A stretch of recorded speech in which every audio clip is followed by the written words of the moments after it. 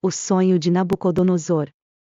Depois da construção do primeiro templo por Salomão, segundo algumas cronologias bíblicas, de 966 a 926 a.C., o reino passa para Jeroboão em 931 a.C., seguindo por vários sucessores por séculos, até Zedequias, ou Sedecias ou ainda Matanias, que foi o 20º e último rei de Judá, tendo reinado entre 597 a 586 a.C., quando é deposto e levado para o exílio em Babilônia por Nabucodonosor, ocasião em que o primeiro templo foi destruído. Na Bíblia, no segundo livro de Reis, 24, há referência sobre a destruição do templo e o saque cometido, embora não tenha nenhuma alusão à Arca da Aliança, pois a mesma desapareceu em algum momento da história, conforme já mencionado. O sonho de Nabucodonosor é relatado por Daniel, 630 a 550 a.C., e é muito importante para que possamos compreender o desenvolvimento dos grandes impérios na Terra. No livro de Daniel, no capítulo 2, Nabucodonosor teve um sonho perturbador. O sonho era de uma grande estátua, sendo que a cabeça era de ouro, o peito e os braços de prata, o ventre e as coxas de bronze, as pernas de ferro e os pés eram parte de ferro e parte de barro. Enquanto ele admirava a estátua, uma grande pedra veio do alto e acertou os pés da estátua que acabou sendo destruída. Para decifrar seu sonho, Nabucodonosor mandou chamar magos, astrólogos, encantadores e caldeus, para decifrarem o significado. Se não o fizesse a seu contento, seriam todos mortos. Como nenhum deles conseguiu interpretar, o rei estabeleceu um decreto, ordenando que todos os sábios de Babilônia se apresentassem, inclusive Daniel e seus companheiros. Daniel, sabendo do sonho do rei, em recolhimento, pediu a Deus a revelação do mistério, para livrá-los da pena imposta e assim ele teve, em sonho, o significado. Daniel se apresenta a Nabucodonosor dizendo que o segredo não poderia ser revelado por sábios, astrólogos, magos ou adivinhos, mas sim pelo Deus que está no céu. Com o consentimento do rei, Daniel expõe o que haverá de acontecer nos últimos dias explicando os significados das visões que lhe foram passadas pelo sonho. 2 de 31 a 49. 31 Tu, ó rei, estavas vendo, e eis aqui uma grande estátua, esta estátua, que era imensa, cujo esplendor era excelente, e estava em pé diante de ti, e a sua aparência era terrível. 32 A cabeça daquela estátua era de ouro fino, o seu peito e os seus braços de prata, o seu ventre e as suas coxas de cobre. 33 As pernas de ferro, os seus pés em parte de ferro e em parte de barro. 34 Estavas vendo isto, quando uma pedra foi cortada, sem auxílio de mão, a qual feriu a estátua nos pés de ferro e de barro, e os esmiuçou.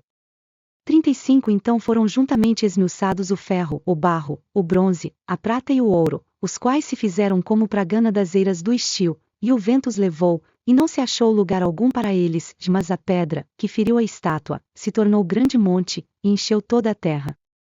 36 Este é o sonho, também a sua interpretação diremos na presença do rei. 37 Tu, ó rei, és rei de reis, a quem o Deus do céu tem dado o reino, o poder, a força e a glória. 38 E onde quer que habitem os filhos de homens, na tua mão entregou os animais do campo, e as aves do céu, e fez que reinasse sobre todos eles, e tu és a cabeça de ouro. 39 E depois de ti se levantará outro reino, inferior ao teu, e um terceiro reino, de bronze, o qual dominará sobre toda a terra.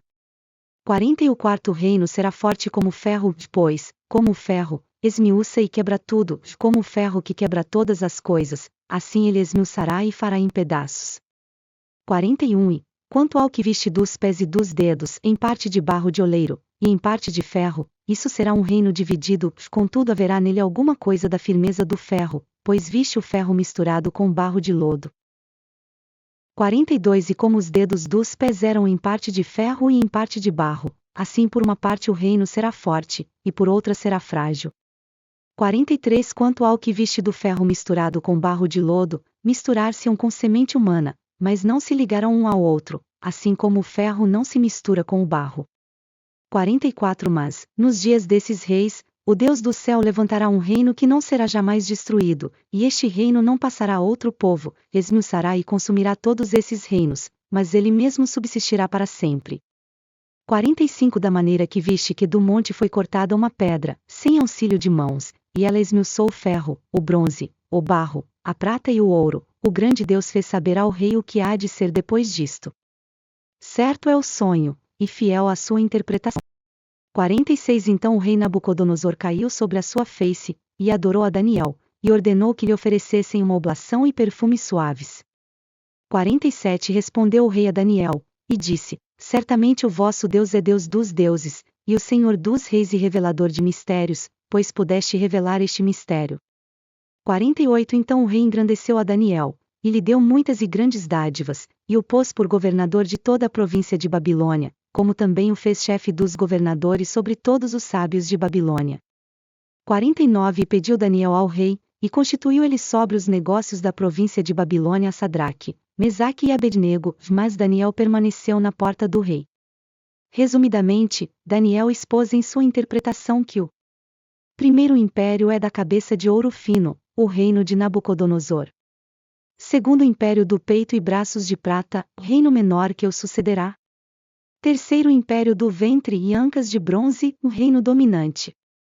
Quarto império das pernas de ferro e dos pés metade de ferro, metade de argila, reino forte e frágil simultaneamente, a ser destruído pela pedra.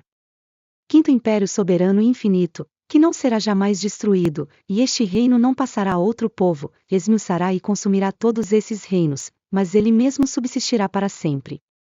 Muito se tem conjecturado sobre quais seriam os impérios, inclusive Padre Antônio Vieira na sua obra História do Futuro, escrito em 1661, atribui o primeiro como sendo o babilônico, o segundo o persa, o terceiro o grego e o quarto o romano e diz que o quinto será o império de Cristo e dos cristãos. É interessante que Fernando Pessoa, em sua obra Mensagem, expõe sobre o quinto império, acreditando que poderia ser Portugal, mas que ele foi interrompido. Seguem 2 poemas sobre isso. O Quinto Império. Triste de quem vive em casa, contente com o seu lar, sem que um sonho, no erguer de asa, faça até mais rubra a brasa da lareira abandonar. Triste de quem é feliz, vive porque a vida dura, nada na alma lhe diz, mais que a lição da raiz, ter por vida a sepultura. Eras sobre eras se somem, no tempo que em eras vem. Ser descontente é ser homem, que as forças cegas se dormem, pela visão que a alma tem. E assim, passados os 4 tempos do ser que sonhou, a terra será teatro do dia claro, que no atro da erma noite começou. Grécia, Roma, cristandade, Europa, os 4 se vão. Para onde vai toda a idade? Quem vai viver a verdade? Que morreu desse bastião? O infante. Deus quer, o homem sonha, a obra nasce. Deus quis que a terra fosse toda uma, que o mar unisse, já não separasse. Sagrou-te, e foste desvendando a espuma. E a orla branca foi de ilha em continente. Clareou, correndo, até ao fim do mundo. E viu-se a terra inteira, de repente, surgir, redonda, do azul profundo. Quem te sagrou criou-te português. Do mar e nós em ti nos deu sinal. Cumpriu-se o mar, e o império se desfez. Senhor, falta cumprir-se Portugal. A visão atual considera que o primeiro império, naturalmente foi o babilônico e o segundo o persa, enquanto que o terceiro foi o greco-romano, pois o romano foi influenciado pela cultura grega.